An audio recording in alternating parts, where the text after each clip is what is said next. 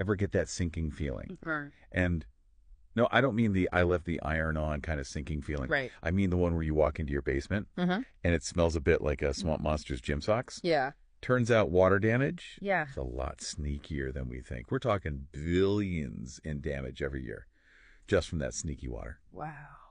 So today we're going on a deep dive with a company that's taking a stand against the watery abyss, Barry King Waterproofing. Okay. They're based out of Johannesburg, GP. Right. And what I find really interesting about Barry King is they've been around for over 10 years, but they're not content with just, putting a Band-Aid on a leaky faucet. Right.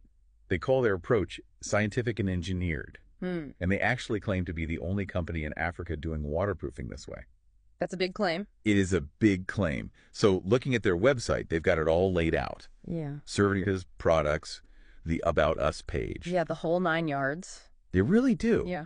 But they hit that 100% waterproofing promise pretty hard. They're saying their method is up to 80% maintenance free. Okay.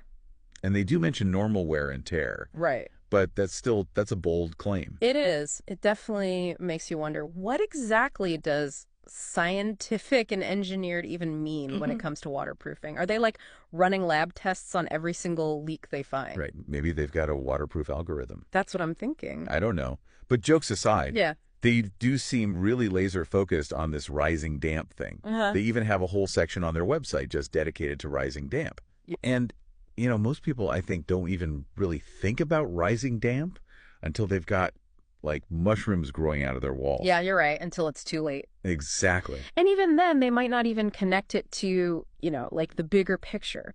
Barry King, what's interesting is they actually link rising damp to sick building syndrome, Okay. which is basically like this idea that if a building's damp, if it has all this moisture, it can actually make you sick. Okay, now that's just creepy. How does a damp wall make you sick? Well, just think about it. Like, moisture gets trapped, right? Yeah. It creates this perfect breeding ground for mold. Next thing you know, you're breathing in all this nasty stuff. And Barry King, they claim that they have this device-based technology that actually tackles this by drying out the very foundation of your house. So you're saying they've got, like, tiny waterproof robots scurrying around under my house? Well, maybe not robots, but it definitely makes you curious. It sounds like they're using some kind of advanced sensors or some moisture control system. And they claim that it leads to cleaner air, which, makes sense if you're getting rid of mold. Right. But they also say lower energy costs, Right. which, if true, Wow. that's pretty impressive. Okay, you got me. I'm listening. I don't want my basement smelling like a swamp monster anymore. So what are they actually doing about it? What's their solution? Yeah, Their website has this turnkey solutions page that seems like a good place to start. absolutely. Yeah, they offer a full range of services. We're talking everything from foundations and roofs to balconies and gutters, you name it, they waterproof it. But what really stood out to me when I was looking at this page was this mention of an inner rubber system. An inner system. Okay, now that sounds serious. Yeah. What is that? Like some kind of secret waterproofing shield hidden within the walls? Right. Do they like pump liquid rubber into the building? It does. It sounds a bit like something out of a spy movie, doesn't it? It does. But while the website's not like super detailed about how it works, I imagine it involves some kind of like, an internal membrane, some kind of sealant that creates this waterproof barrier. And I think it's important to note here, they do emphasize using like the latest technology and materials. Okay. So this inner rubber system, whatever it is probably a key part of their unique kind of scientific and engineered approach. So it's like they're not just trying to keep water out. They're trying to outsmart the water completely. Yeah, they're one step ahead. Exactly.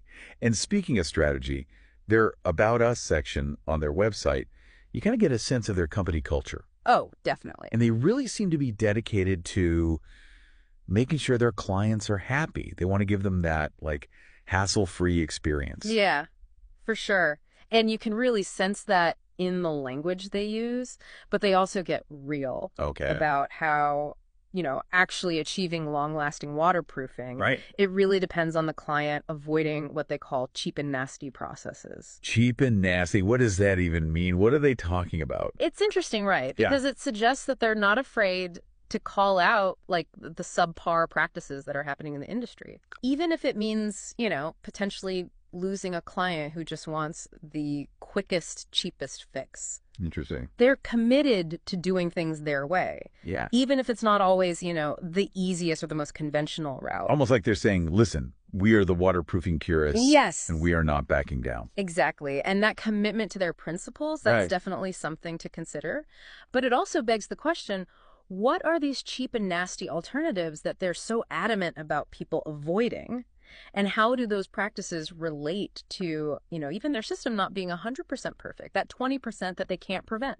Yeah, it's like they're saying, look, we don't cut corners here, and neither should you.